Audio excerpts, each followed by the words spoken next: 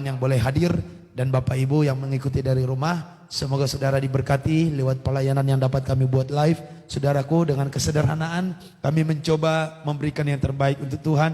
Dengan apa yang ada pada kami, doa harapan kami, saudara tetap boleh mengalami berkat Tuhan. Saudara tetap boleh mengalami terobosan di dalam Tuhan. Puji nama Tuhan, haleluya.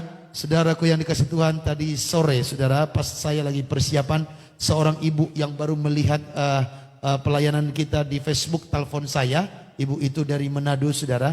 Ibu itu katanya ada sakit di bagian tubuhnya. Saudaraku, ada sakit di bagian paru-paru. Terus juga perutnya itu seperti rasanya dingin saudara. Dan ibu itu menurut dokter pernah katanya sakit asam lambung atau apa. Tetapi menurut ibu itu sudah selesai. Tapi kemarin habis ya pemilu itu mereka katanya sampai malam. Ibu itu suaminya PNS dan ibu itu baru selesai kerja, tapi dia pekerjaannya kemarin aktif katanya dalam pemungutan suara, dan ibu itu merasa sakit, saudara. Dan saya telepon ibu itu telepon saya angkat, saya mau buru-buru mendoakan saja, saya nggak panjang lebar karena harus persiapan. Saya bilang, Bu, saya nggak punya banyak waktu mendoakan ibu karena saya sedang persiapan untuk pelayanan, kita langsung doa ya. Oke Pak, boleh langsung doa. Saya doakan dalam nama Yesus, pengurapan Tuhan turun atasmu. Tiba-tiba ibu ini dijamah oleh Tuhan. Tiba-tiba berbahasa lidah, berbahasa roh. Ketika dia berbahasa lidah, berbahasa roh, tiba-tiba berbeda suaranya. Gitu saudara. Ada sesuatu yang berbeda. Oh, saya tahu ini roh lain yang bekerja. Dan saya tengking in Jesus name, dalam nama Yesus, pengurapan Tuhan bekerja. Roh Kudus sama in Jesus name, dalam nama Yesus. Perlahan-lahan suara ini mulai berbeda. Sekarang saya penasaran, langsung saya lihat telepon biasa dengan video call. Ibu itu ya terima video call itu, langsung saya tanya, Bu, apa tadi yang dirasakan waktu didoakan? Badan saya ini tiba-tiba panas semua Pak. Panas semua. Terus sekarang gimana? Sudah agak enakan tapi di tanganku ini sepertinya ada yang menjalar-jalar. Wah, ya udah sekarang taruh tangan di dada kita dua sekali lagi. In Jesus name saya doakan lagi. Ibu ini merasa penuh lagi dengan bahasa roh. Penuh bahasa lidah. Setelah itu kita aminkan, saudara, wajahnya bersinar. Wajahnya bersinar, dia bilang, Pak, sudah tenang saya. Sudah tenang, terima kasih, terima kasih. Saya bilang, puji Tuhan. Itu doa mungkin gak nyampe 10 menit, saudaraku. Ya, tapi ibu itu mengalami pertolongan Tuhan. Dan dia merasa lega, tubuhnya merasa segar. Langsung saya lihat wajahnya pun langsung berbeda. Amin saudara, kita berikan dulu tepuk tangan untuk Tuhan Yesus.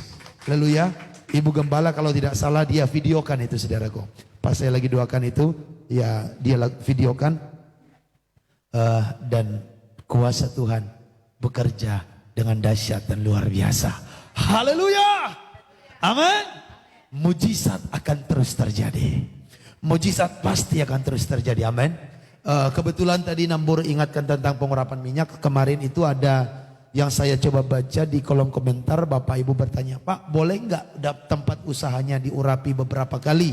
Ya, diurapi 2 kali dengan minyak. Saudara, tergantung iman Anda. Jadi kalau saudara mau urapi setiap 1 jam, kalau kamu tidak capek, urapi.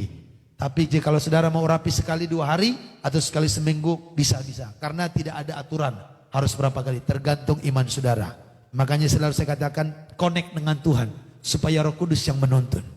Amin. Supaya Roh Kudus yang menuntun ya. Karena pengurapan itu harus kita lakukan dengan iman. Tanpa iman sia-sia saja, tidak ada artinya. Haleluya. Jadi Bapak Ibu yang bertanya, boleh nggak Pak 2 kali, 2, 3 kali, berapa kali? Boleh. Asalkan saudara lakukan dengan iman.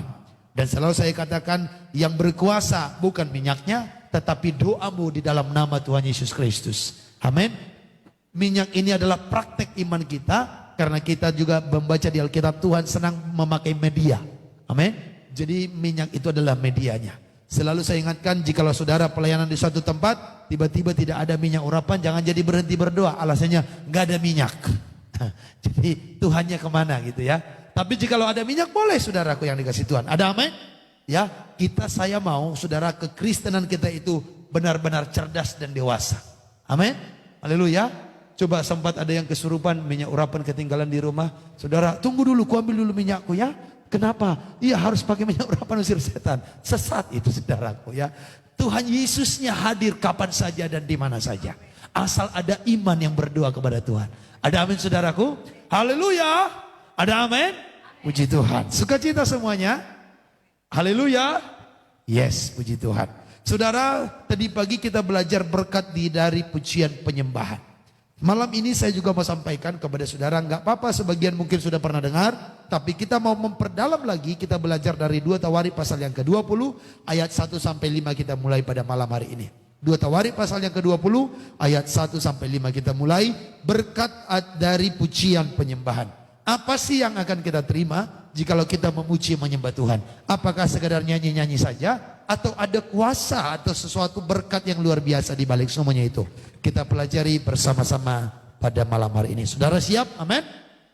Ya, saya khotbahnya paling lama 30 menit. Jadi saudara harus nangkap dengan cepat dan mantap. Ya, kita langsung baca. Silakan dibaca dulu. 2 Tawarikh 20 ayat 1, kemenangan atas Moab dan Amon. Iya, kemenangan atas Moab dan Amon, kemenangannya pemerintahan Yosafat. Iya, kemenangan dari si Yosafat. Ya, silakan. Setelah itu Bani Moab dan Bani Amon datang berperang melawan Yosafat bersama-sama sepasukan orang Meunim. Ya. Datanglah orang memberitahukan Yosafat, suatu laskar yang besar datang dari seberang laut Asin, dari Edom menyerang tuanku. Sekarang mereka di Hazezon Tamar, yakni En-Gedi. Yosafat menjadi takut, lalu mengambil keputusan untuk mencari Tuhan. Ia menyerukan kepada seluruh Yehuda supaya berpuasa. Dan Yehuda berkumpul untuk meminta pertolongan daripada Tuhan. Mereka datang dari semua kota di Yehuda untuk mencari Tuhan. Amin. Lalu Yosafat berdiri di tengah-tengah jemaah Yehuda dan Yerusalem di rumah Tuhan, Ya. di muka pelataran yang baru. Iya, saudaraku perhatikan baik. Kejadiannya ini bangsa Yehuda yang dipimpin oleh raja namanya Yosafat sedang diserang dengan 3 bangsa yang besar. Bangsa apa saja itu? Bani Moab, Bani Amon, dan orang Meunim. Oke? Ini bangsa-bangsa yang besar. Dibandingkan Yehuda, Yehuda itu cuma satu suku. Tidak semua orang Israel, saudaraku. Jadi kalau saudara baca di Alkitab, sejak bergantinya Raja Salomo kepada anaknya itu kerajaan terpecah 2. Oke? Jadi kerajaan itu terpecah 2. Nah, satu kerajaan itu adalah suku Yehuda. Memang termasuk dibanding suku-suku yang lain, Yehuda ini termasuk orang yang banyak. Tapi dibandingkan satu bangsa, suku Yehuda ini sedikit. Oke? Dan mereka diserang dengan 3 bangsa, maka di Alkitab dicatat di ayat yang kedua, suatu laskar yang besar sedang menyerang tuanku. Laskar yang besar menyerang suku Yehuda, dan di sini sebagai rajanya adalah Yosafat. Ketika Yosafat diserang dengan 3 bangsa yang banyak, dengan 3 bangsa yang besar, apa yang dialami Yosafat? Ayat 3, keadaannya dia adalah menjadi takut. Yosafat menjadi takut. Diserang dengan 3 bangsa yang besar. Dan secara hitung-hitungan kekuatan tidak mungkin Yosafat menjadi takut.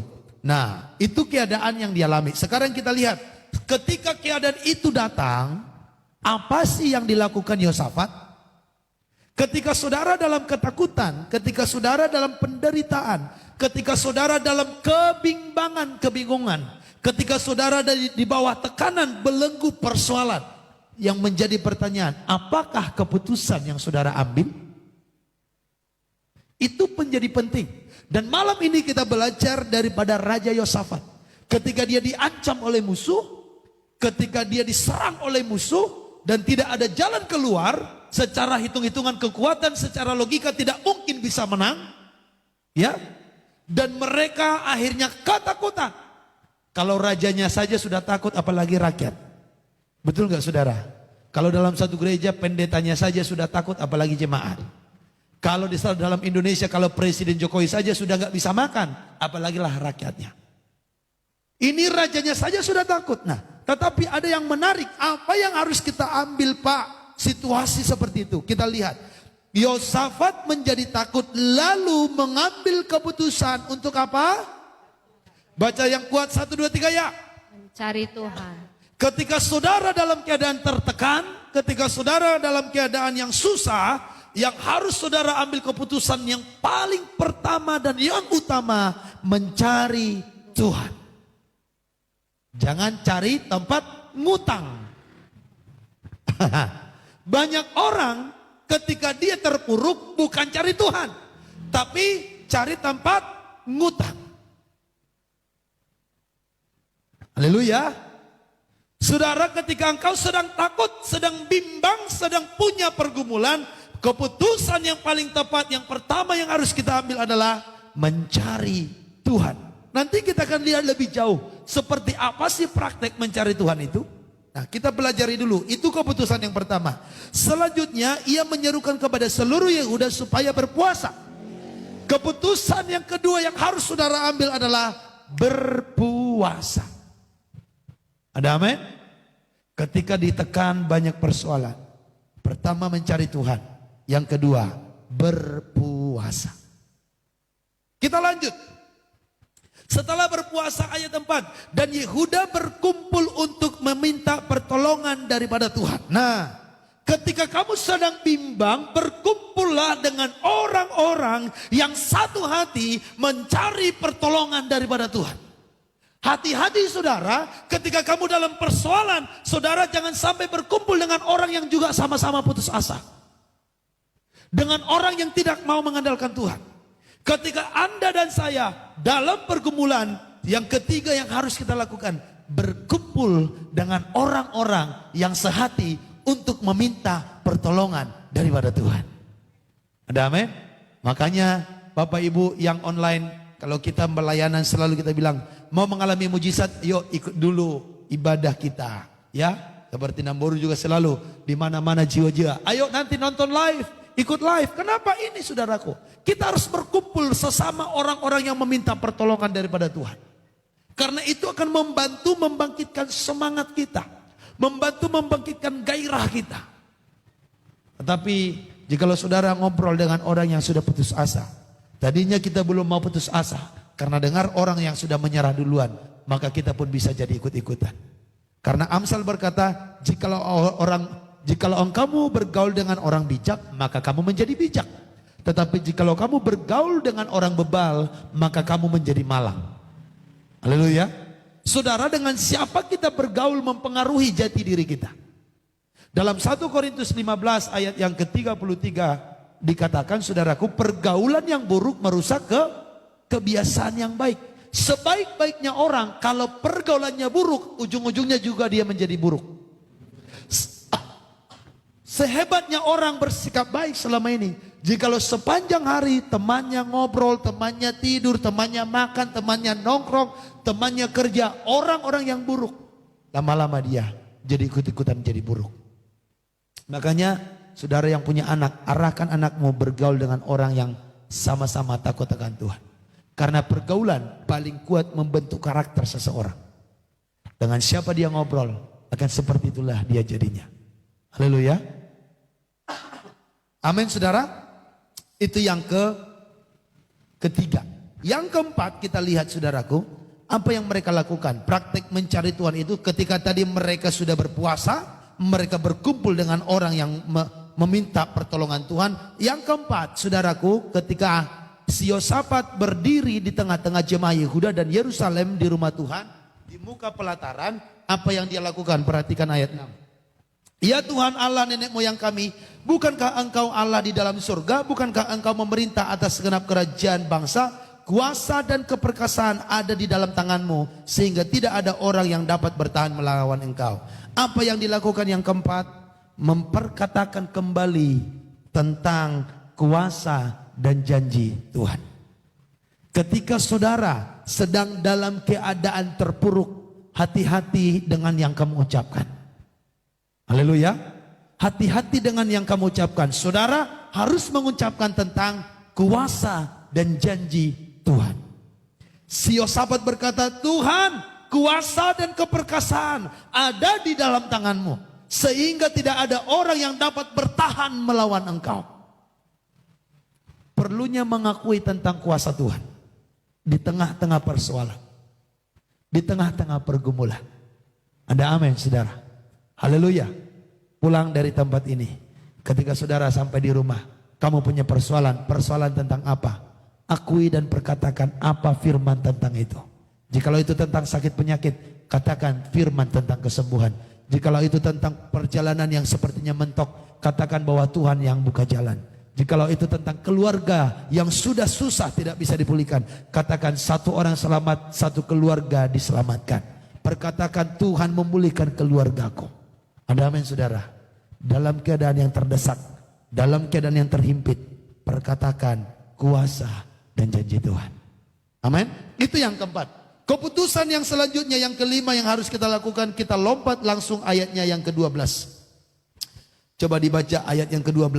Ayat ke-12. Iya. Ya Allah kami. Ya Allah kami. Tidakkah engkau akan menghukum mereka? Tidakkah engkau akan menghukum mereka? Karena kami tidak mempunyai kekuatan untuk menghadapi laskar yang besar ini. Karena kami tidak mempunyai kekuatan untuk menghadapi laskar yang besar ini. Yang datang menyerang kami. Yang datang menyerang kami. Kami tidak tahu apa yang harus kami lakukan. Iya. Tetapi mata kami tertuju kepadamu. Nah, mata kami tertuju kepadamu. Di tengah-tengah persoalan, mata tertuju.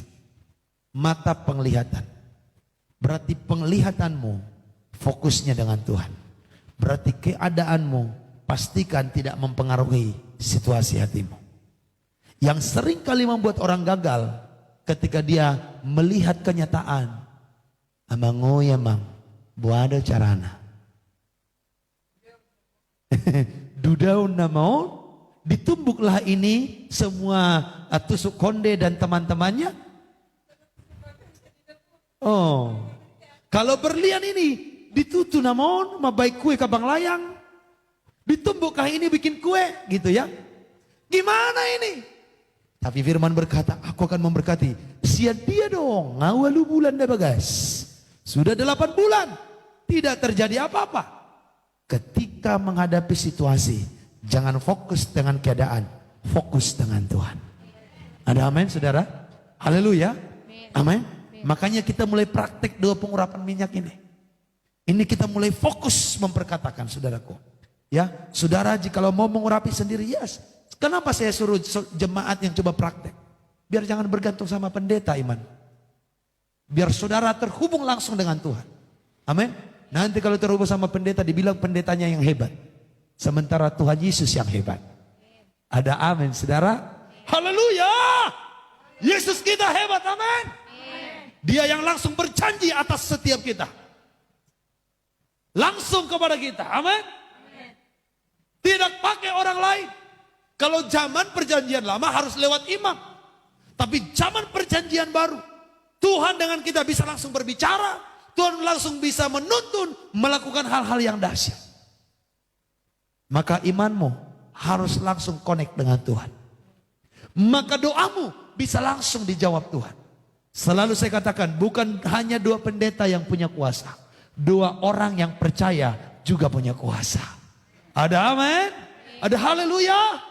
Saudara tumpang tangan atas orang sakit juga disembuhkan. Saudara usir setan, setan juga pergi. Ada amin? Saudara doakan usahamu diberkati, diurapi, maka usahamu juga diberkati dan diurapi Tuhan. Ada amin saudara. Haleluya. Rumahmu sering mimpi buruk, saudara di situ doakan urapi dalam nama Yesus. Aku mengundang hadirat Tuhan ada di tempat ini. Maka mimpi buruk itu akan hilang. Ketika saya pelayanan di Surabaya, ada seorang kokoh punya anak 2 masih SD. Dia cerita, Pak, dalam seminggu ya anak kami nggak bisa doa, nggak bisa tidur. Kenapa? Selalu mimpi buruk. Jadi mereka takut untuk tidur. Kita dipanggil ke rumah, kita doakan, kita urapi dalam nama Yesus. Dan saudara besoknya saya tanya, Pak, kok gimana anak-anak? Wah puji Tuhan tidurnya nyenyak. Sudah nggak ada mimpi buruk lagi. Tepuk tangan dulu untuk Tuhan Yesus. Haleluya. Ada amin saudara. Makanya saya bilang pengurapan minyak ini bukan baru kemarin saya tahu. Saudara juga pasti udah banyak tahu. Tapi ini momen Tuhan sedang suruh. Saudara harus mau mengerjakannya. Dan lakukanlah dengan iman. Ada amin. Jadi keputusan yang harus kita ambil. Ketika situasi buruk, ketika keadaan menghimpit, ketika situasi sulit, yang pertama mencari Tuhan. Yang kedua berpuasa. Amin. Berpuasa saya ingatkan bukan hanya soal tidak makan, tidak minum.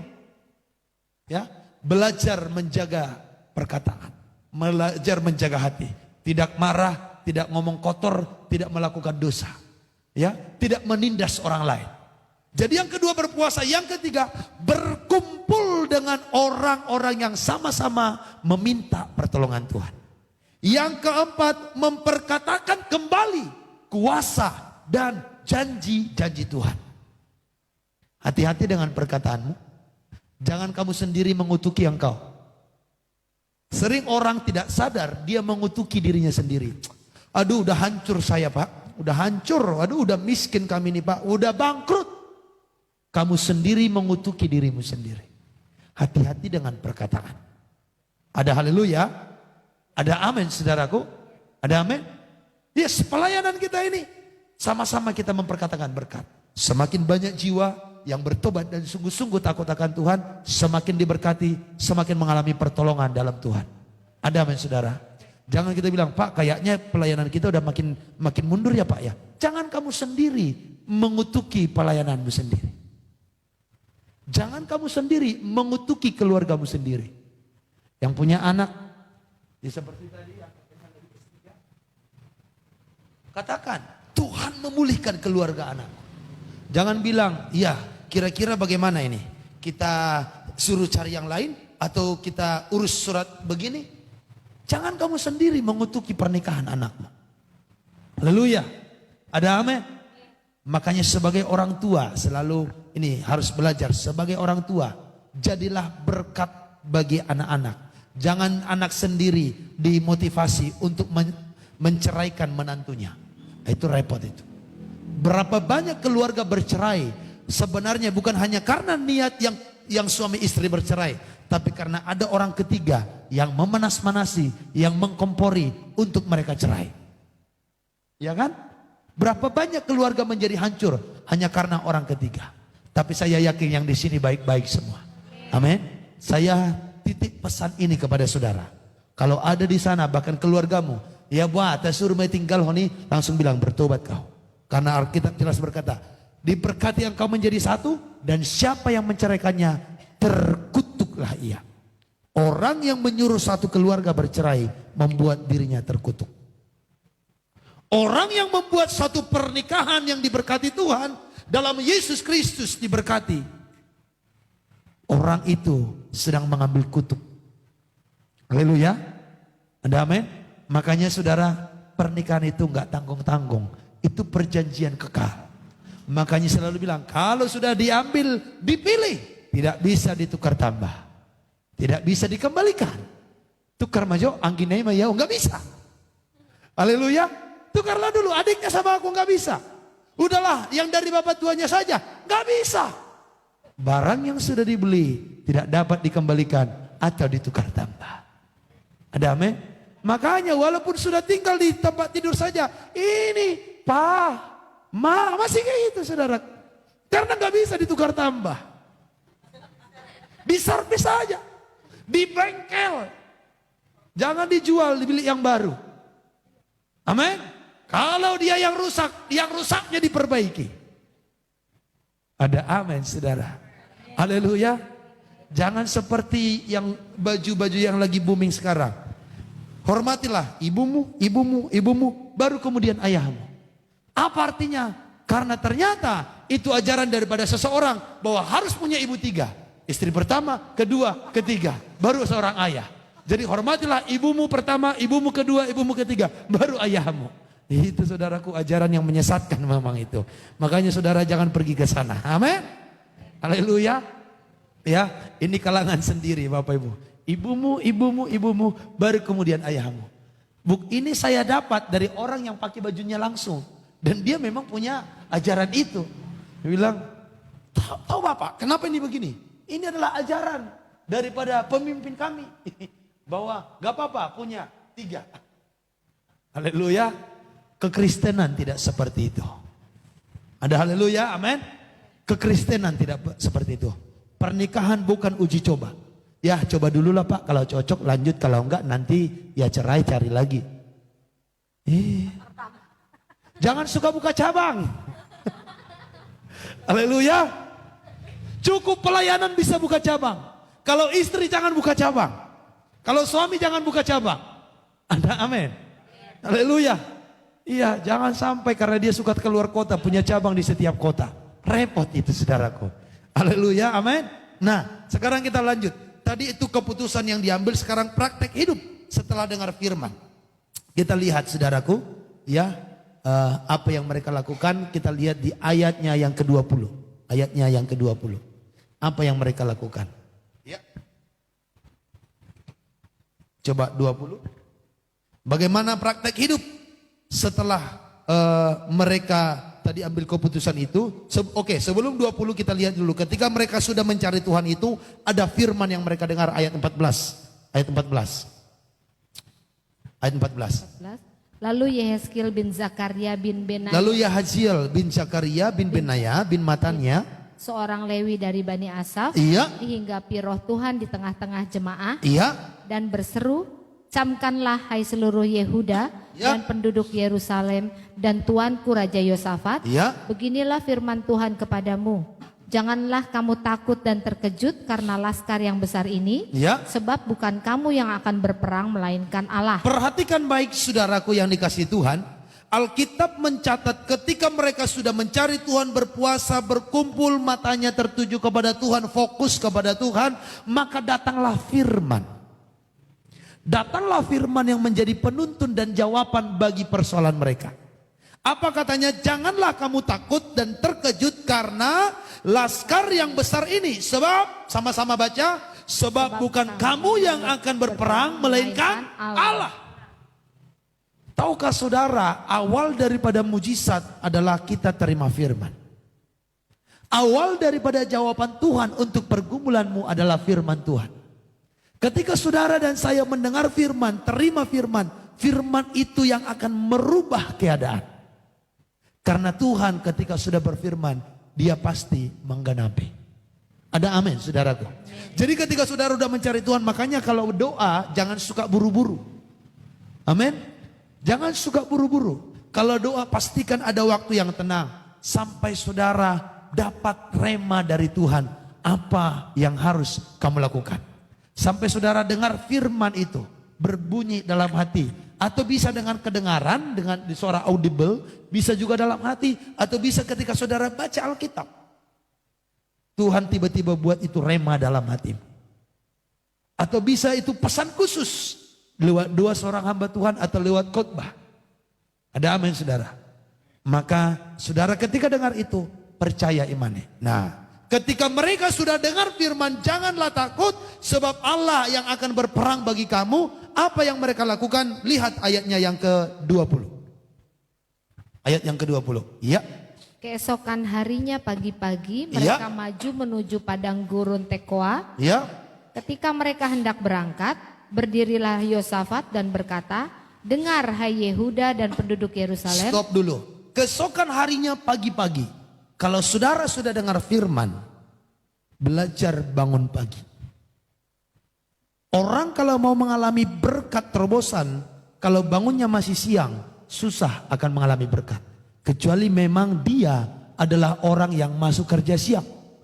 Atau tadinya baru habis kerja malam. Tapi kalau kerjanya siang, kalau kerjanya dari pagi, ya seperti biasa. Tapi kamu bangunnya siang, orang ini akan susah diberkati Tuhan. Halo? Amin? Kalau saudara mau melihat terobosan, belajar bangun pagi-pagi. Mereka ketika terima firman, keesokan harinya, pagi-pagi. Pagi-pagi. Tidak secara kebetulan ditulisnya pagi-pagi.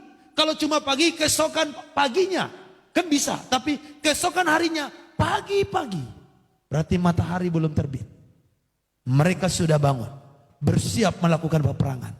Ketika kita bangun pagi, kita berdoa membaca firman. Itu secara roh kita sedang bersiap melakukan peperangan hari itu. Amin. Haleluya. Bilang kiri kanan, makanya bangun pagi. Hehehe. Haleluya. Ada amin. Anak-anak muda, mau kamu berhasil belajar bangun pagi. Sekarang ini paling susah orang bangun pagi, betul gak? Betul gak? Aduh, udah dibuka jendela, udah dipasang musik, kagak peduli. Tarik selimut. Bahkan kayaknya makin enak dia tidur. Tang ting tung. Saya ingat waktu kecil. Kalau mama di rumah sudah tang ting tung, kita harus bangun ikut bantu cuci piring. Kalau sempat masih tarik selimut, waduh, itu aina merhu, waduh aku. Ganggu iba ya, itu pakai bahasa Korea itu ya. Kita udah dari pagi kerja ini dan itu. Anggo tuko, tetap dope honda berselimut. Kamu masih tetap pakai selimut. Kita udah dari pagi, udah siap semua. Saudara mau diberkati?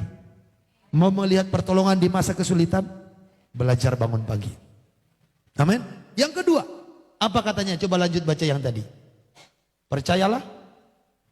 Percayalah kepada Tuhan Allahmu, Ya. dan kamu akan tetap teguh. Iya. Percaya- Praktek mencari Tuhan itu tadi, bangun pagi-pagi setelah dengar firman itu, bangun pagi-pagi. Yang kedua, percaya kepada Tuhan. Latih imanmu percaya. Orang yang percaya itu kelihatan daripada perkataannya. Oke?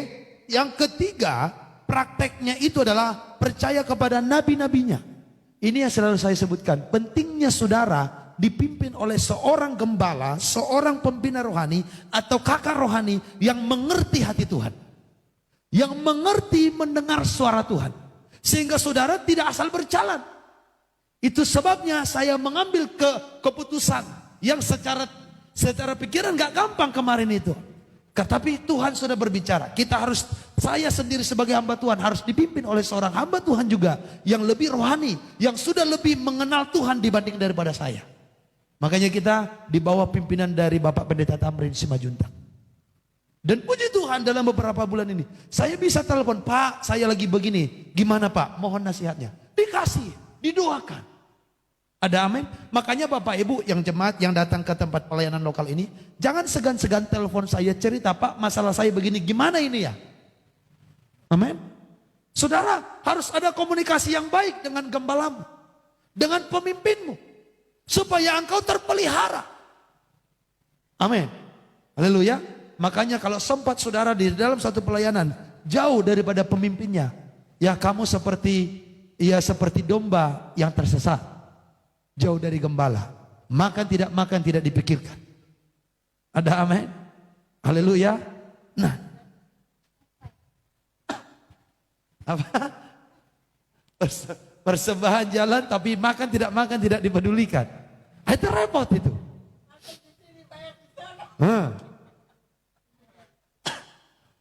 Itu Namur yang ngomong, saya hanya memperkuat saja, saudaraku. Haleluya.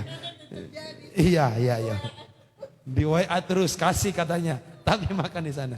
Ibarat ayam, makannya di rumah ini, tapi bertelurnya di tempat tetangga.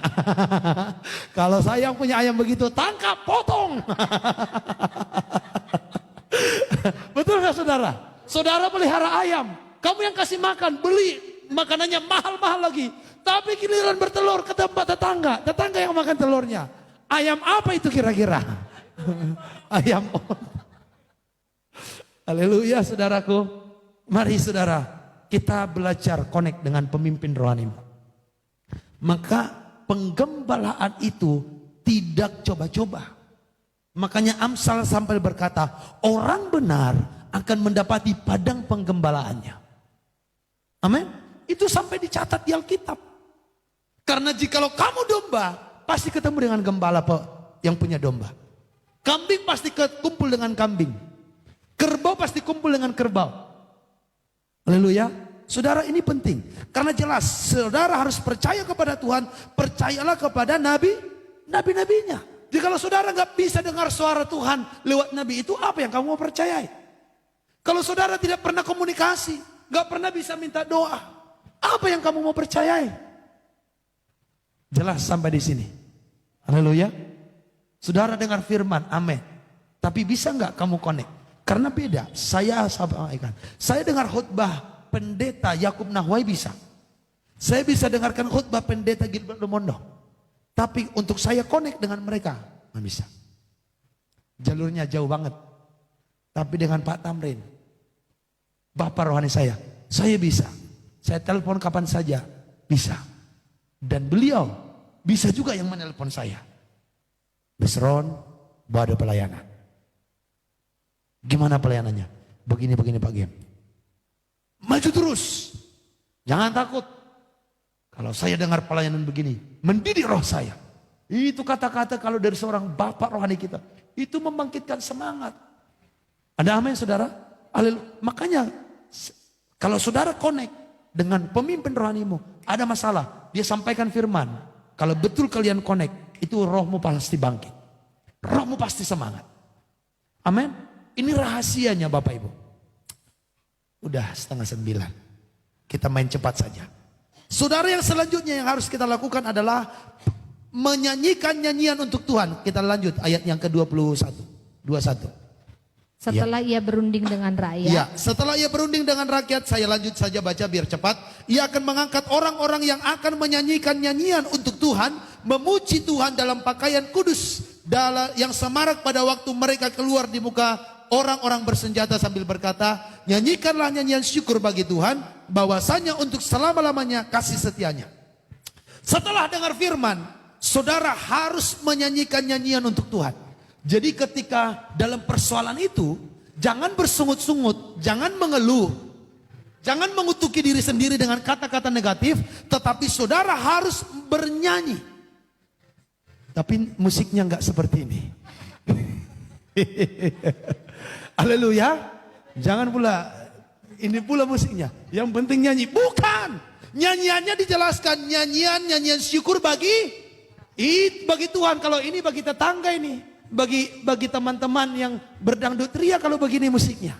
Ada haleluya saudara. Ada amin. Jadi kita harus bernyanyi. Sambil jualan pisang. Ku sembah kau Tuhan. Ku sembah kau Tuhan. Sambil nyetir mobil. Kaulah Tuhanku. Bentar lagi pas lagi masuk. Langsung ke bandara. Aku diberkati, sepanjang hidupku diberkati. Ada haleluya. Nyanyikan nyanyian syukur bagi Tuhan. Orang Kristen jarang banget ini. Bilang kecuali saya. Amin. Orang Kristen jarang banget praktek ini. Kecuali saya. Yang ngomong benar. Oke. Saya nggak punya waktu, saya bikin lanjut ya. Kita lanjut kapan lagi ya? Hari Minggu kita lanjut. Yang selanjutnya setelah bernyanyi, bersorak-sorai bagi Tuhan. Perhatikan ayat yang ke-22. Ketika mereka mulai bersorak-sorai dan menyanyikan nyanyian puji-pujian, dibuat Tuhanlah penghadangan terhadap Bani Amon, Moab dan orang-orang dari pegunungan Seir yang hendak menyerang Yehuda sehingga mereka terpukul kalah. Yang harus kita lakukan tadi sudah bernyanyi, bersorak-sorai. Apa itu? Haleluya. Kalau ini tolong jangan di tempat umum, dikira nanti orang gila. Di ruang doa. Amin. Atau di tempat perayaan ini. Oke. Prakteknya bangun pagi-pagi. Yang kedua percaya kepada Tuhan. Ketiga percaya kepada nabi-nabinya. Yang keempat bernyanyi, memuji, menyembah. Yang kelima bersorak-sorai. Maka apa berkatnya? Catat saja, Tuhan membuat penghadangan terhadap musuh sehingga Allah yang berperang bagi kita. Yang kedua, berkatnya adalah Tuhan memberikan kemenangan atas musuh. Tadi Tuhan menghadang musuh, yang kedua Tuhan mengalahkan musuh kita sehingga kita menang. Amin. Yang ketiga, berkatnya adalah ayat 24, saudara baca di rumah. Mereka menjarah, saudaraku. Mereka ayat 24 sampai 25, lalu mereka menjarah. Jadi kalau kamu dan saya sudah praktek yang tadi, maka saudara akan menjarah berkat Tuhan. Amin. Berkat yang keempat yang akan saudara alami ketika saudara sudah memuji menyembah adalah Tuhan akan membuat kita merdeka dari belenggu, depresi dan rasa takut. Tadi si Yosafat takut, tapi ketika dia memuji menyembah, mereka berani menghadapi musuh. Ketika saudara memuji menyembah, engkau akan bebas dari depresi.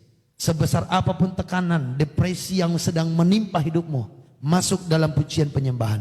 Bernyanyi. Ku sembah kau Tuhan, ku mengangkat tanganku, selamanya kau ajaib bagiku. Amin. Yang selanjutnya yang kelima, sampai di sini saja. Catat ayatnya 1 Samuel 16 ayat 23. Ketika kamu memuji menyembah Tuhan, berkat yang akan kamu terima lepas dari kuasa si jahat. Saudara, tidak ada setan yang terlalu kuat ketika saudara bangun pujian penyembahan. Jikalau saudara berasa di rumahmu ada kuasa-kuasa kegelapan, ada setan yang mengganggu, bangun pujian penyembahan di tempat itu, maka kuasa Tuhan akan melepaskan orang-orang dari rumah itu yang terganggu dengan kuasa si jahat. Makanya ketika kita doa pelepasan, itu enaknya punya tim. Ada yang menyembah, ada yang menengking. Karena ada kuasa di dalam pujian penyembahan yang membuat setan tidak bisa bergerak. Ada amin? Tidak bisa berkutik. Tunggu ape gajang ingingina marponggola doi sada-sada. Itu bahasa Korea. Dimanapun tajamnya giginya, patah-patah itu semua. Jadi singa ompong. Ompong. Haleluya. Jelas firman Tuhan sampai di sini? Karena kita mau rapat, kita lanjutkan hari Minggu. Amin. Tuhan Yesus memberkati. Berikan tepuk tangan untuk Tuhan Yesus.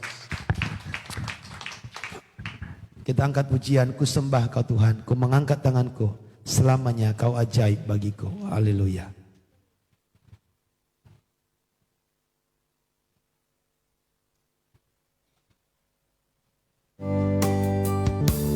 Ku sembah kau Tuhan, ku mengangkat tanganku, selamanya Kau ajaib bagiku. Ku sembah Kau Tuhan, ku mengangkat angkat tanganku, selamanya kau hebat bagiku. Ku sembah Tuhan, ku sembah kau Tuhan. Angkat tangan sama-sama. Haleluya. Selamanya, selamanya kau ajaib bagiku. Ku sembah Tuhan, ku sembah kau Tuhan, ku mengangkat wajahku, selamanya kau hebat bagiku.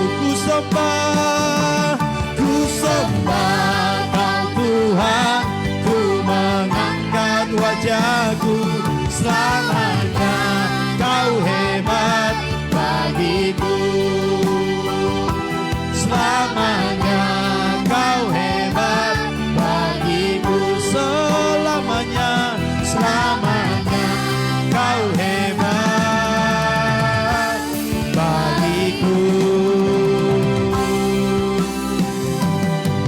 Selamanya kau hebat, selamanya kau ajaib bagi kami. Kami sembah kau Tuhan, kami mengangkat tangan kami. Bagi Tuhan segala puji, segala hormat dan kemuliaan. Kami diberkati, kami dipulihkan, kami disembuhkan. Kami mengalami segala yang baik di bait-Mu yang kudus.